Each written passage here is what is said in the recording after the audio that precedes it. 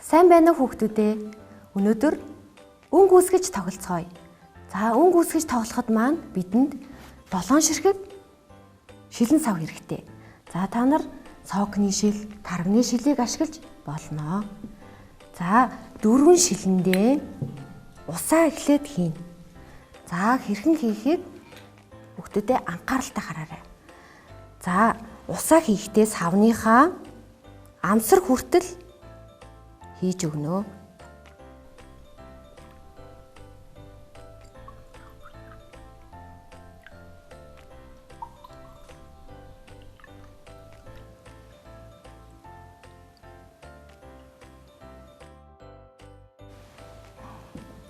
За усаа хийгээд дууссан бол одоо будгаа хийнэ.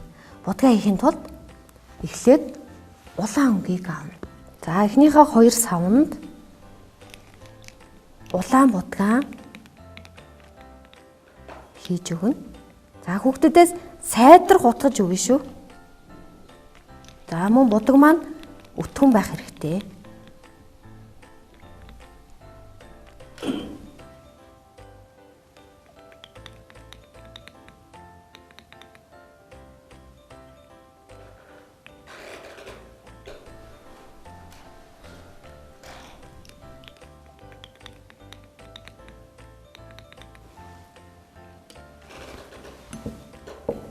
За дараагийнхаа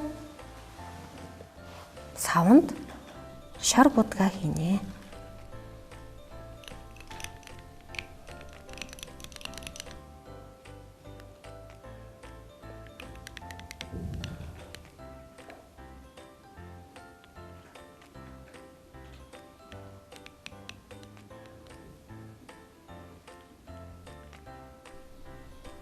За сайдар гутгаж өгнө.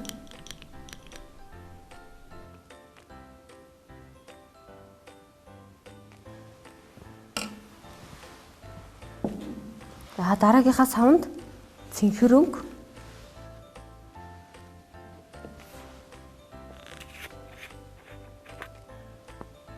гутгаж өгнө.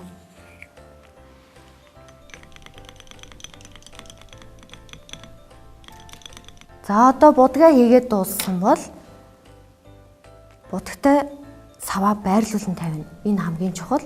За ямар дараалалтай байрлуул тавихыг хүүхдүүдээ маш анхааралтай харна шүү.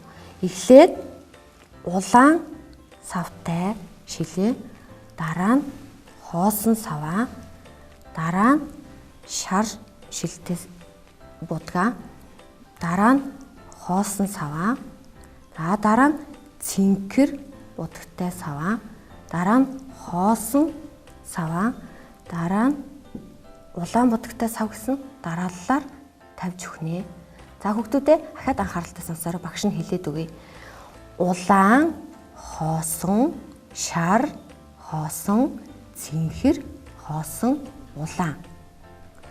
За одоо бидэнд амны цаас хэрэгтэй. За амны цаасаа дэлгээд нарийн болгож нугална. За багш нь голоор нуглаад ахаад голоор нугалчих. За голоор нь ийм болсон цаасаа 2 үзүүрийг нийлүүлээд яг голоор нугалж өгнө. За ингэж нугалсан цаас бидэнд 6 ширхэг хэрэгтэй.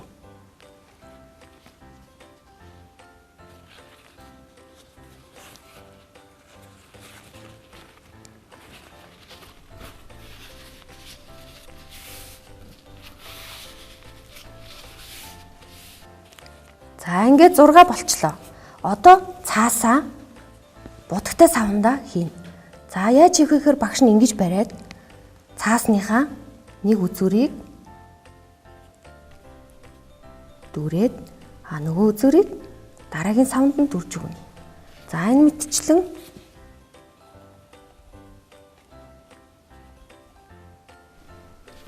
цааснуудаа будгандаа дүрнэ. За цаас маань будгаа хэрхэн усгаж байгааг анхааралтай ажиглаарай. Хүүхдүүдээ будгнууд маань хэрхэн усаж ямар өнгө үүсгэж байгааг харцгаая. За тэгвэл хүүхдүүдээ цэнхэр өнгөн дээр шар өнгийг холиход ногоон өнгө үүсдэг юм байна. Харин шар өнгөн дээр улаан өнгийг холиход улбар шар өнгө үүсдэг байна. Харин улаан өнгөн дээр цэнхэр өнгийг холиход үзм ягаан өнгө үүсдэг гэдгийг өнөөдрийн хичээлээр бид мэдэж авлаа. Хүүхдүүдээ та нар будгаа ашиглаад өнгө үүсгэж тоглоорой.